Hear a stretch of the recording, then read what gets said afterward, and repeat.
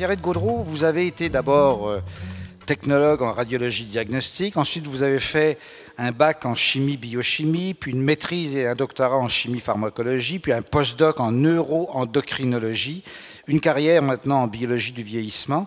Et au départ de toute carrière, il y a bien sûr des influences, des maîtres, des modèles, et l'un de vos grands maîtres, de vos premiers maîtres, c'est un grand monsieur de la science, français d'origine mais américain, devenu américain, Roger Guillemin, prix Nobel de physique et de physiologie ou médecine en 1977. Pourquoi déjà? Pourquoi il a eu son prix Nobel? Ça, oui. Pour la découverte de plusieurs hormones de l'hypophyse antérieure qui sont extrêmement importantes pour vraiment contrôler toutes les fonctions importantes. Et c'était la première fois qu'on trouvait des hormones, qu'on allait pêcher des hormones dans le cerveau, oui, je pense que c'était ça. Et c'est avant l'époque de la génétique. Et donc, ça demandait des techniques assez laborieuses. Alors, beaucoup d'hypophyses de moutons ou de porcs. Dans les abattoirs de Chicago et autres, ramassés, envoyés. Et puis, donc, des immenses colonnes de purification pour extraire les fractions qui comportaient l'activité biologique. Il paraît qu'un étudiant de maîtrise fait ça aujourd'hui en 24 heures. Peut-être pas, mais quelques semaines avec les approches de biologie moléculaire, bien sûr. Et puis une course au Nobel qui a été fameuse, qui a été racontée entre Roger Guillemin et des collègues et néanmoins amis. Il y a eu dans vos maîtres aussi Paul Brazeau. Hein, il faut parler de lui en deux mots. Oui. Alors, Dr Paul Brazeau était dans le laboratoire du Dr Guillemin lors de la découverte des facteurs de libération et de l'inhibition de l'hormone de croissance. Alors, on sait que l'hormone de croissance est essentielle au cours du développement, mais c'est aussi une hormone de maintenance au cours de la vie adulte. Et quand on commence à avoir un peu moins d'hormones de croissance, on perd de la masse musculaire, on augmente la masse adipeuse. On voit le lien avec le vieillissement. Il y a un lien évident.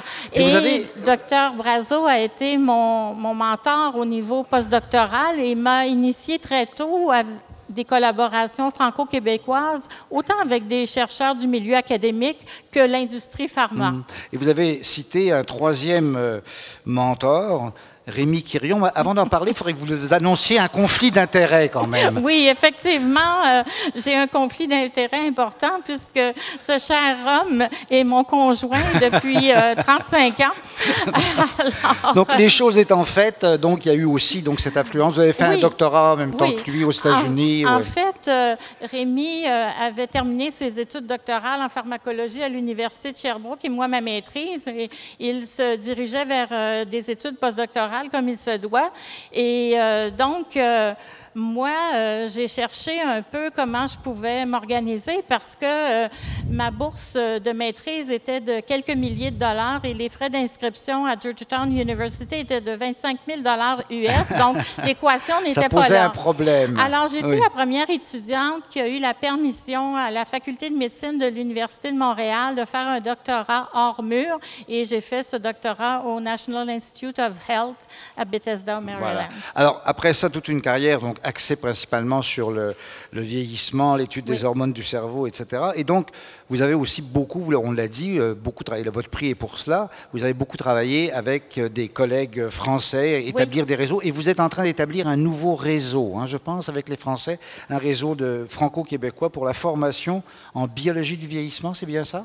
Oui, en fait, c'est un programme de formation conjointe qu'on est en train de mettre sur pied avec des échanges, des cours, bien sûr. Alors, c'est la codiplomation là, qui s'installe.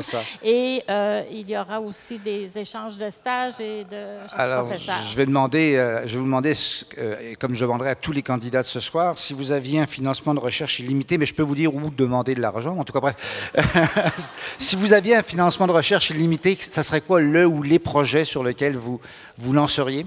Deux choses. Deux projets. Alors, oui. Alors, nous avons justement, grâce à nos échanges avec la France, pu importer un modèle de vieillissement réussi qui est un modèle de rongeur qui ne prend pas de masse adipeuse avec le vieillissement et qui vieillit très bien, en très bonne santé, pas de problème de mémoire et tout ça. Donc, on est en train de décrypter le génome de cet animal-là. Qui s'appelle le rat loup. Loup, L-O-U, parce que et non L-O-U-P. Oui. Et parce que ça a été découvert à l'Université de Louvain en Belgique au cours des années 50.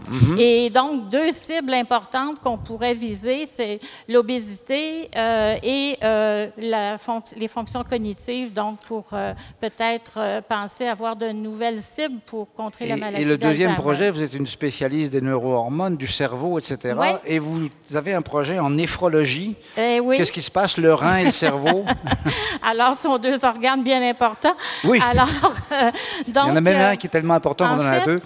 Le récepteur ou la protéine qui envoie les signaux à l'intérieur de l'hypophyse antérieure pour faire sécréter l'hormone de croissance, bien, cette protéine-là, on a fait une découverte fortuite, en fait, et on l'a retrouvée dans le rein.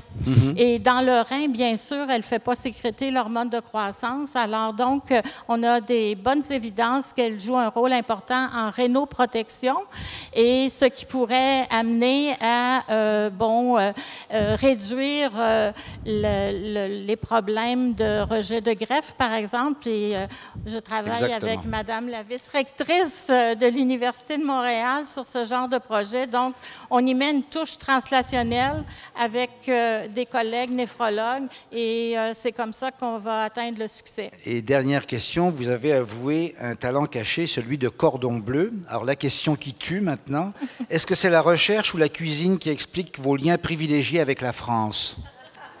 Les deux, mon capitaine. Je vous remercie beaucoup. Je m'attendais bien sûr à cette réponse. Pierrette Gaudreault, merci beaucoup. Merci beaucoup.